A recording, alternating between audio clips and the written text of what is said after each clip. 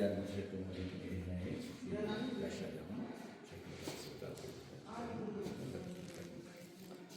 እዚህ የምታዩት እንግዲህ የክርስቲያን ላይ እንስሳት ናቸው።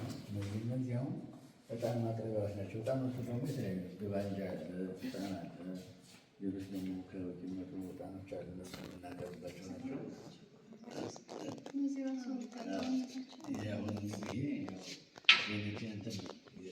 መዳብ ጽዋ ነው። ጽዋ የምንቆርጥበት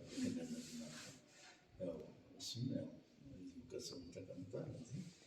ይህ አሁን የመጀመሪያው ቤተክርስቲያን ሲመሰረት በ26 ዓመተ ምህረት የነበረ ጽዋ። እነዚህ ከዛ ናቸው፣ የብር ጽዋዎች ናቸው። እነዚህ አጎበር ናቸው። እነዚህ አይነት ገብረን ስንቀበል አብረን ነበርንበት።